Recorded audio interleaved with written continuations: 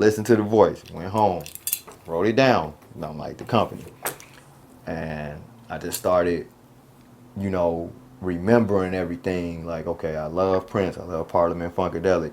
How can I be my own version of that, but in this time? And so I had this vision, just had this big band, but I knew I had to start small. So right back to Craigslist again, starting a band called the Kumpany. You know, I was just like in this thing. I found a guitarist. You're the Barker. You're the Yeah. Barker in print right now. So I started. I meet this guitarist, and he was down for it. I tell him my idea. I'm like, man, I didn't even have the genre yet. I was like, I just want to do funk, rock, soul. I'm just naming all this shit that I want to do. And I'm like, we're going to do some covers, but I'm going to start adding original music to it as well. So I tell him the band name. He's like, what's the name of it? I'm like, the Kumpany. So he was like, what if you call it the Electric Company? And I was like, no, that's corny. Because I'm like, I'm not going to be that schoolhouse rock. That's how I was thinking. Like, I'm not going to call my band the Electric Company. So I was like, you know what? No, the Elektra Company. And he's like, oh man, that's cool. And so we started building this thing. So I just started reaching out to people over the years that I met, like different musicians and stuff. Like, so it was like, okay, a bass player I met, his name is Sid. He's another one that was like deep in love with like doing Prince and influenced by Prince. Yeah. I met him through being at a rehearsal with my first band. He just happened to hear us. It was like, man, y'all in here we was doing Darling Nikki.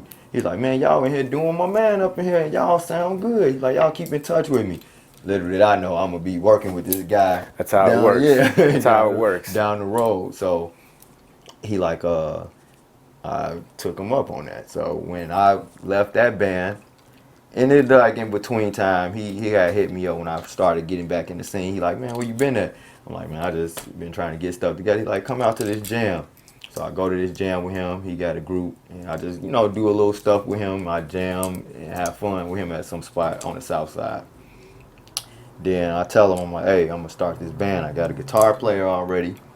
I just want you on bass, because I know, at least I'm not about to do Prince, but I know you still know what I need as far as that funk and stuff like that. So he like, okay, cool. He joined the band. I forgot how I got in touch with the drummer. I found a drummer. Then what else? Okay, we had key. Yeah, okay, drummer. Oh, let me go back to that. When I left the first band, it was a guy named Will in the band. He was percussion. He kind of came in the band a little bit after me. But he told me, like, man, when everything was getting shaky, he was like, man, it's like he already knew what was finna happen. Like, if you start another band, take me with you, bro. And I'm like, all right, I got you. So when I got ready to start this new band, I called him like, hey man, we finna rehearse at this new spot. Once I got all the pieces, he like, oh, you got a band together? I'm like, yeah. So he come up there. We go through the songs. Now, only thing that was going wrong, the guitar player, he was cool, but he wasn't fulfilling what I needed. So I'm like, okay, I'm gonna bring another guitarist in. I bring this other guy that I met through all the jams and stuff we were doing. His name was Mickey Thomas. He's no longer with us, but he transitioned back in 2018. But I asked him, I'm like, hey man, you should come to one of our rehearsals and you want to join the band with us? He's like, man, sure. I've been waiting to perform with you. So I tell him my ideas and everything. So we just started building this thing. Now I started branching out. Instead of doing like Prince covers, I'm like, I love Jimi Hendrix. Let's do Jimi Hendrix. I love Foxy Lady. We just started doing, then I started doing more Parliament Funkadelic stuff and like songs people ain't heard by them and stuff like that. Yeah. And then I was like, hey y'all, I got this original music too.